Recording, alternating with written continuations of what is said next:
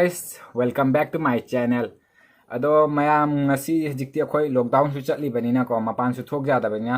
Ngasi di chicken se whole roasted oina tawraga na tawre. Koi asi si akhoi chaburi charaba. Do akhoi na isana sem na di chajadri ngasi ahan mane ba tawde se. Do horen kamain taw badi khangde ko. Ado akhoi hijik semba idi semba hujarage. Si cham khona budi loin lore. Do akhoi hijik maki paste to se lai ba. Paste to se lai re. Do hijik si station jara ni sem ai. Whole body siga. Han ba sem ni kamain taw badi khangde ko. Si han ba station jara ge. Se ubro se manung ga fadan de hentai. Ren hau ba hau ta badi khangdre.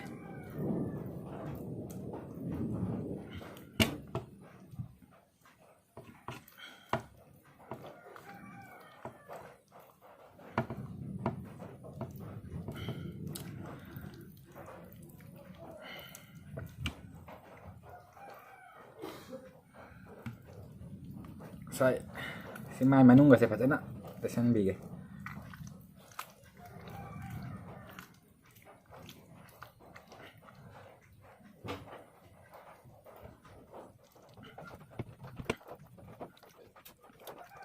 तो ma'am हजिक से अकोई lab लोजरे दुना असगा कोई आलू अम्मनी खक हपचलाने हपचल लोजरे अहम हपचल हपचलगे अहम हपचल अदुगगी हजिक मखोंग सिमुक आइदि lung अमना फजना आइदि किसन बिरानी अमुक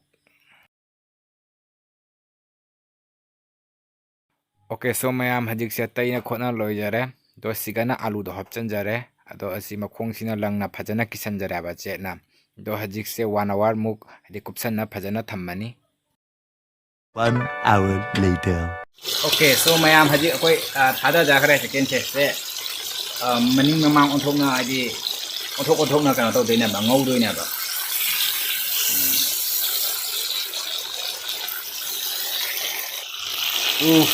मतुदी फजरे आवाव तबगे वादी खंगदरे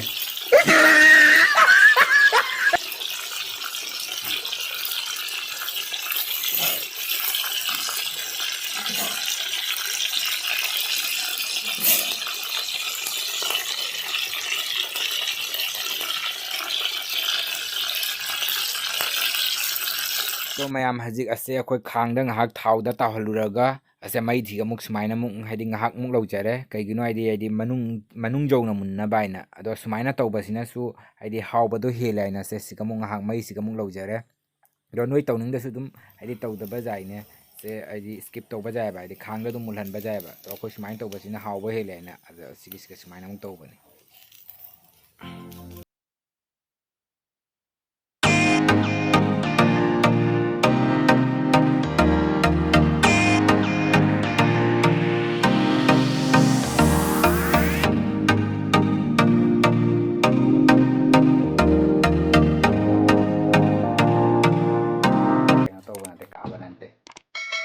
चारगा के कमाई तो गया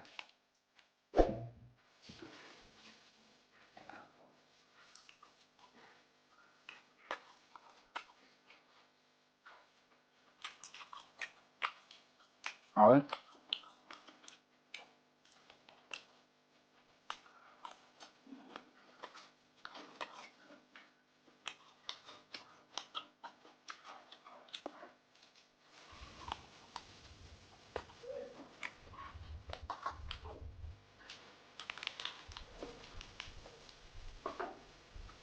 मुल्ले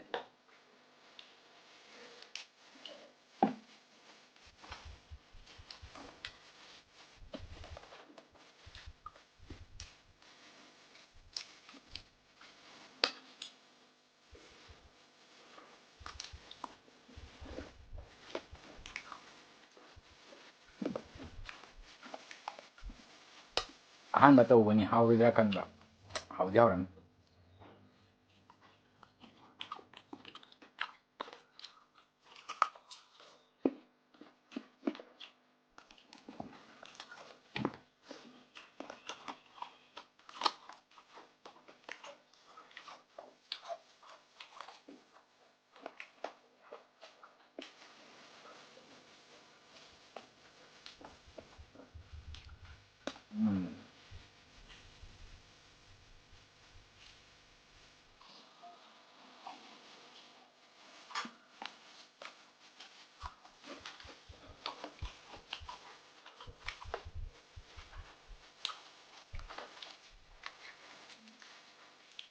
ꯀꯩꯅꯣꯁꯦ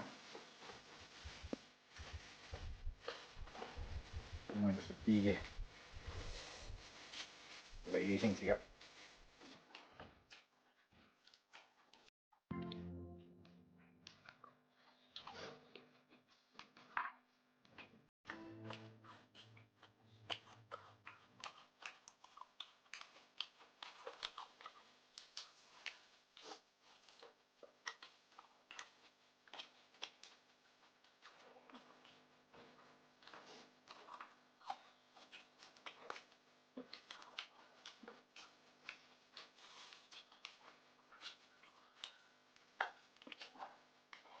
ꯑꯩꯈꯣꯏꯅ ꯍꯥꯞꯈꯤꯕ ꯃꯁꯂꯥꯁꯤꯡꯗꯣ ꯐꯖꯅ ꯆꯞ ꯆꯥꯔꯕꯅꯤꯅꯦ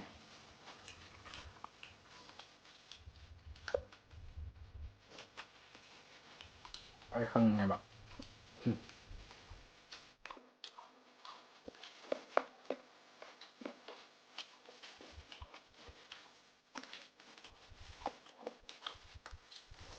ꯁꯤꯗ ꯃꯥꯡꯕ ꯂꯣꯏ ꯁꯪꯉꯣꯔꯦ ꯍꯥꯏꯔꯦ ꯁꯤꯗ ꯂꯣꯏꯅ ꯒꯨꯠꯇ ꯂꯩꯔꯤꯅꯤ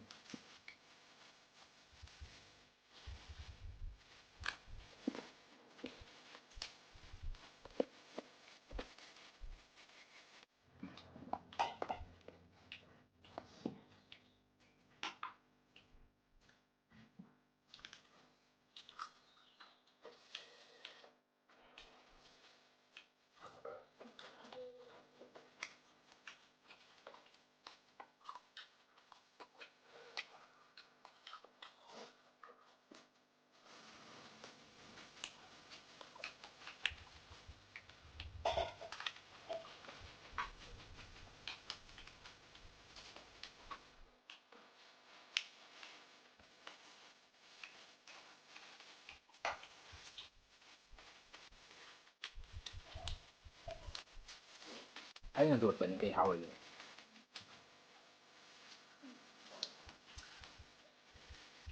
ꯑꯩꯅ ꯀꯩꯅꯣꯗꯣ ꯈꯪꯅ ꯐꯖꯅ ꯍꯥꯞꯄꯕꯅꯤ